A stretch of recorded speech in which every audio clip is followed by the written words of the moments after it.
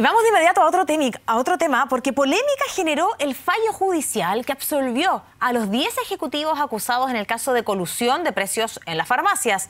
Los jueces determinaron que las acciones por las que se buscaban responsabilidades individuales no se ajustaban al artículo que usó el Ministerio Público en su acusación y que data de 1875. Vamos a tratar de entender todo este tema y para eso nos acompaña en CNN Chile Christophe Giroux, abogado de la Universidad Gabriela Mistral. Gracias por acompañarnos. Buenas tardes. Buenas tardes, Macarena. Christophe, en primer lugar, ¿qué fue lo que pasó el día de ayer con este veredicto que finalmente deja sin ninguna posibilidad de recibir condena a estos 10 ejecutivos en el llamado caso Farmacias? Bueno, el día de ayer lo que ocurre, ¿cierto? Se pone término al juicio oral, que ya se había prolongado por más de 2 meses.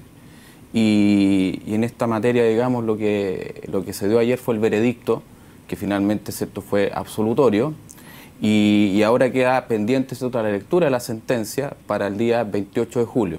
El veredicto dice relación con los principales fundamentos que tuvo en cuenta el tribunal para poder absolver, ¿cierto?, a los acusados y también los principales fundamentos que tuvo el voto de minoría para poder condenar a alguno de los acusados. Básicamente eso fue lo que ocurrió ayer.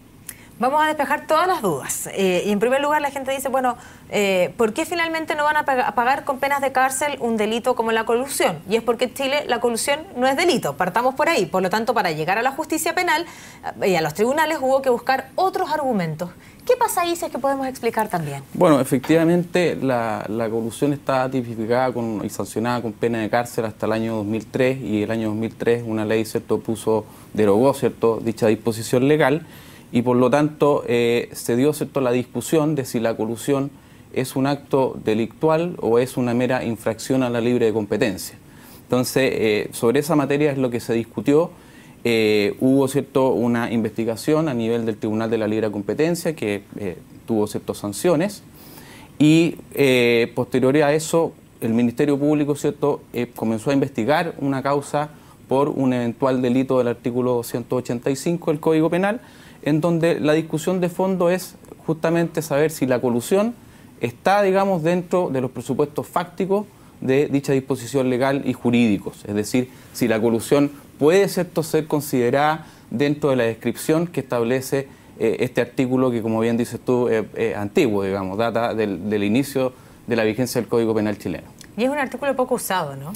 Bueno, realmente no habían mayores antecedentes anteriores, según lo que mi experiencia me parece que es primera vez que se lleva a juicio oral un caso por este artículo, pero también es importante establecer que el propio fallo de mayoría establece que no es una disposición que esté derogada, ni expresa ni tácitamente, es decir, es una disposición que está vigente en el ordenamiento jurídico chileno y que por ende yo diría que lo que pasó ayer, efectivamente acá, hay una interpretación de la norma que ha sido, ¿cierto?, diferente por parte del voto de mayoría respecto del voto de minoría. Por decirlo de alguna manera, en simple, digamos.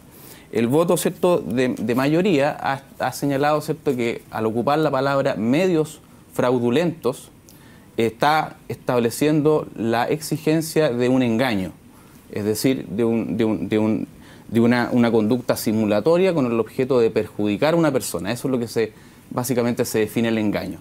Y el voto de minoría, a su vez, ha dicho que no es necesario o que esta norma no exige el engaño, sino que basta, ¿cierto?, con una conducta ilícita, defraudatoria, que sería el acuerdo o lo que llama, ¿cierto?, el fallo, la coordinación de algunas personas, ejecutivos de las empresas de farmacia, para poder alzar los precios de los medicamentos. Esa es la discusión de fondo, en el fondo. Esa es la discusión de fondo. Bueno, y el Ministerio Público intentaba probar en este caso, y a ver si lo decimos en fácil, es que efectivamente había ocurrido esta adulteración fraudulenta de los precios, ¿no? Sí, efectivamente, y es importante, Macarena, establecer que, bueno, toda persona se presume inocente hasta que una sentencia lo declare, ¿cierto?, condenado. Claro, y por ende, una sentencia. Ayer conocimos precisamente esto. Entonces, ellos por lo tanto, es importante porque para poder lograr condenar a una persona en Chile se debe lograr un estándar de convicción más allá de toda duda razonable.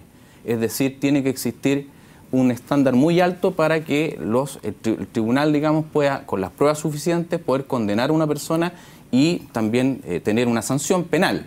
Entonces, el tribunal, digamos, además de la discusión de si la colusión está incorporada dentro de lo que sanciona el artículo 285, también tiene en cuenta cuáles fueron los argumentos o medios de prueba que fueron entregados básicamente por el Ministerio Público, que es el ente que tiene la carga de probar su acusación, y en varios aspectos, digamos, el tribunal señala que habría habido un déficit de carácter probatorio también para poder acreditar que este acuerdo, ¿cierto?, implicó una infracción al artículo 285 del Código Penal. Y eso es un poco complejo, a ver si tú nos ayudas, porque tú dices lograr comprobar la infracción al artículo 285, este artículo en el cual se tuvo que llegar para poder buscar alguna responsabilidad individual, en este caso Farmacia.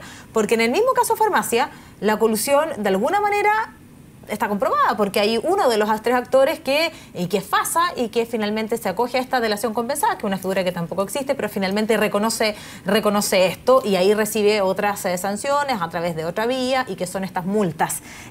Por lo tanto, ¿qué es lo que no logra probar el Ministerio Público? Digamos, el punto de discusión sobre la prueba es básicamente si se logró establecer este medio de carácter engañoso, que según el voto de mayoría sería necesario, ¿cierto?, el medio fraudulento implicaría un engaño, y ahí, digamos, el tribunal habla de que existiría un déficit de prueba, ¿ya? Y por otro lado, como el voto de minoría no exige ese engaño, sí da por satisfecho con la prueba rendida, que es su convicción, el juez de minoría sí la adoptó, en orden a poder establecer que hubo, ¿cierto?, una infracción al artículo 285 y que algunas de las personas acusadas tuvieron participación en el delito. Christoph, con este voto dividido, significa que hay posibilidades de anular el fallo, ¿no?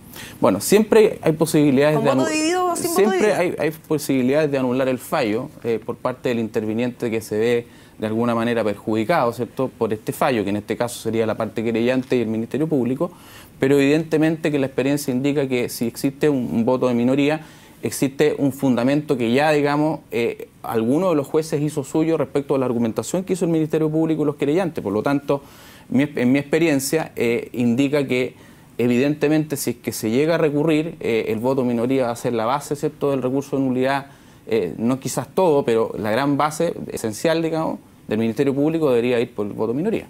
Por lo tanto, podría todavía existir esa posibilidad. Y si es que eso ocurre, ¿habría que nuevamente ir a juicio oral?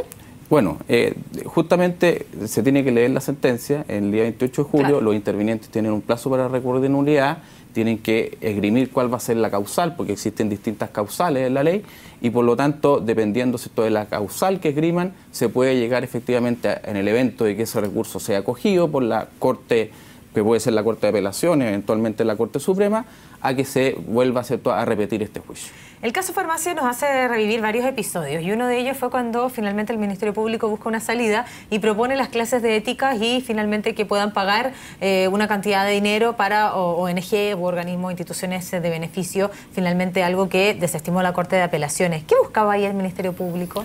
Bueno, obviamente la suspensión condicional es una salida alternativa que consiste en un acuerdo entre el fiscal y los imputados para justamente evitar, ¿cierto?, el juicio oral. Si bien no implica el reconocimiento de responsabilidad, es una salida alternativa para evitar el juicio oral. Y por lo tanto lo que buscaba, me imagino, el Ministerio Público era establecer ciertas condiciones que fueran adecuadas, ¿cierto?, al caso concreto. Ahora, como todos sabemos, esa suspensión condicional finalmente, digamos, no quedó en nada, fue revocada y por lo tanto llegamos al punto de estar en un juicio oral. Me imagino que la intención del Ministerio Público al arribar a una salida alternativa era no llevar a juicio este caso. La última pregunta para finalizar. ¿La colusión debe ser delito? Bueno, está en el tapete, Macarena, y obviamente existe, ¿cierto?, toda esta discusión, y esta discusión va a seguir en orden a saber si realmente es necesario legislar con un tipo penal más actualizado, que contemple quizás otros medios de ejecución distintos de los que establecería el artículo 285, o también hay algunos que pueden decir, bueno, esperemos el resultado también de esta situación, porque como digo, el resultado final no se sabe, o sea, todavía esto está pendiente, la sentencia no está ejecutoriada, y por lo tanto este escenario eventualmente también podría cambiar. Sí, claro, pero hubo que buscar un artículo porque la colusión en sí misma no es delito y que no tiene penas. Y el Ministerio Público asociadas. recurrió a la disposición que a su juicio era la que más, digamos, podía recoger los hechos que se están ventilando o se ventilaron en el caso Farmacia. Sí, claro. Solo recordar que en el año 2003 dejó de ser delito la colusión en nuestro país. Te quiero agradecer tu paso por CNN Chile. Muy clarísima la explicación respecto a este veredicto conocido el día de ayer.